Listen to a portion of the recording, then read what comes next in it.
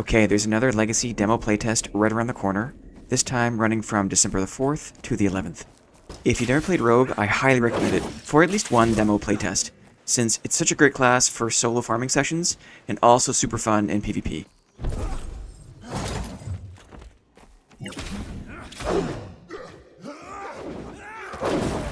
Got him. Nice try, brother. But there's also a few aspects about Rogue that aren't totally obvious if you're new to the class. In my opinion, there are 3 really important things to be aware of before you start playing Rogue, and that's what this video is all about.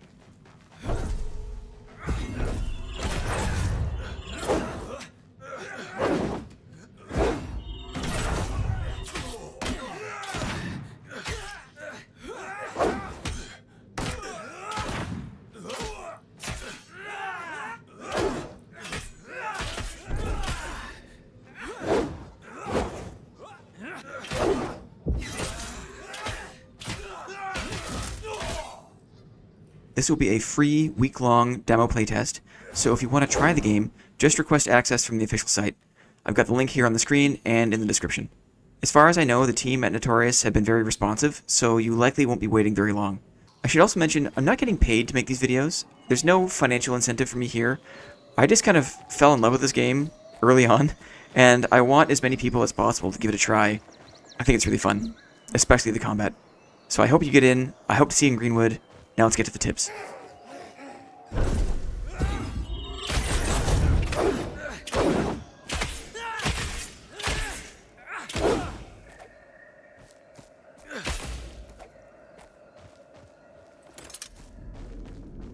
Rogue tip number 1 is to work with your adrenaline. The different class designs in Legacy are really thoughtful and allow for very distinct styles of play. In addition to health and stamina, each class also has a class-specific charge bar that affects the way your character performs. Hunters have swiftness, warriors have rage, priests have spirit, and rogues have adrenaline. Adrenaline for rogue is really important because the more adrenaline you have, the more damage your attacks do.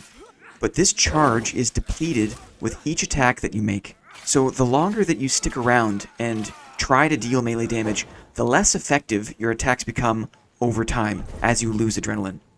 Now this resource, adrenaline, will recharge naturally if you just wait, if you don't attack and just wait outside of combat. This means that the rogue is most powerful in short controlled attack bursts. So my tip here is about learning to dive into combat, but to take it in phases. If you can't burst down your opponent in one flurry of attacks, well then duck out, reset, and let your adrenaline recharge a bit. Doing this will help you maintain a high DPS and also keep you out of harm's way, because you are pretty squishy as a rogue.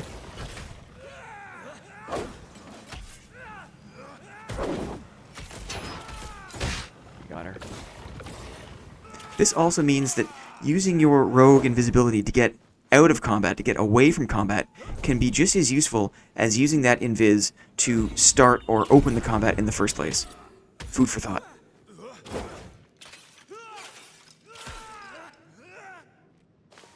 Rogue tip number 2 is that dashing is very powerful. Legacy has a dash or evade mechanic that is really useful and available on every class.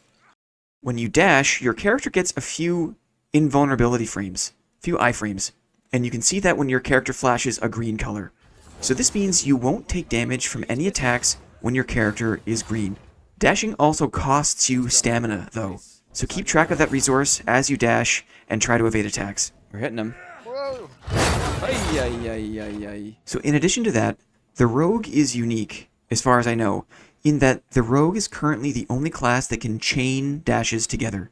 The first dash on the rogue is pretty short. It's a short little dash, but sometimes it's all you need to get just out of the range of the incoming attack or to flash green for that second to take no damage. But the real magic, I find, is in the second dash. The second dash lets you cover more ground, which is important for either getting further away from enemy attacks or in helping you close the gap on a kiting player.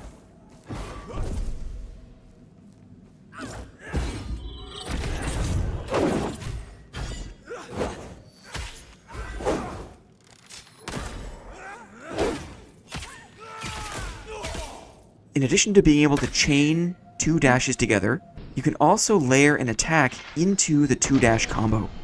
So you can dash attack. And that attack animation will also help you move forward.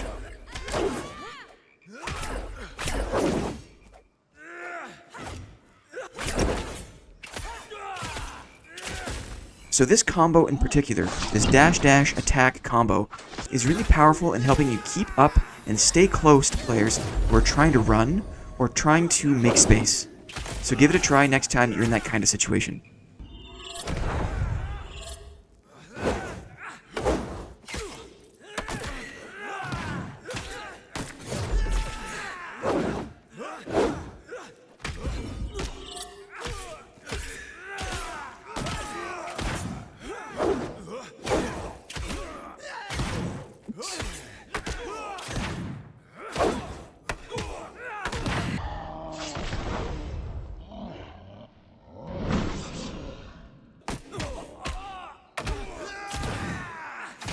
Got him.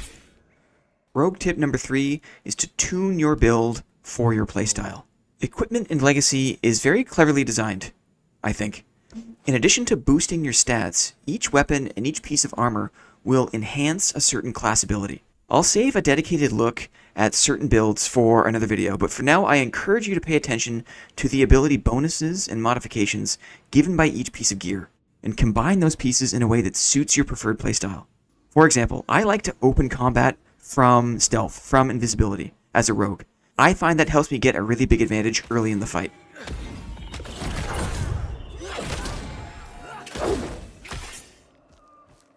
So I pick the Night Stinger blades and the Dunestalker head wrap. There's other pieces I'll combine as well, but this is a good example of these two pieces. The Night Stinger swords give my Blade Rush ability a free charge, a free reset if I use them coming out of invisibility.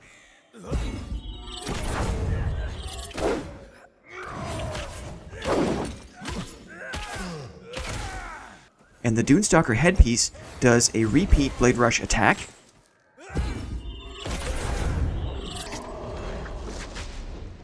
And also marks the target I hit for additional damage and gives me adrenaline. So with these two pieces equipped, my preferred opening combat move just got a whole lot stronger.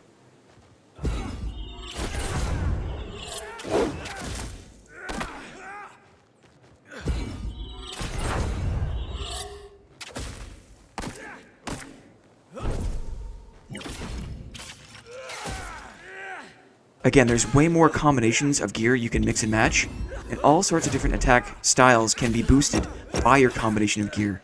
So I really encourage you to explore, mix and match different pieces, and find what works best for you.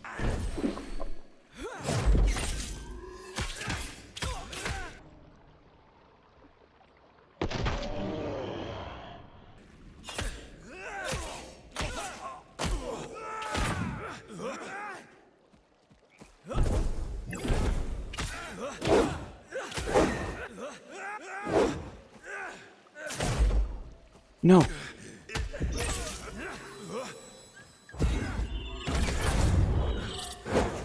No! Okay, we'll leave it there for now. I hope this video was helpful. I hope to see you in Greenwood for the next playtest starting December the 4th. Thanks for watching. We'll see you around.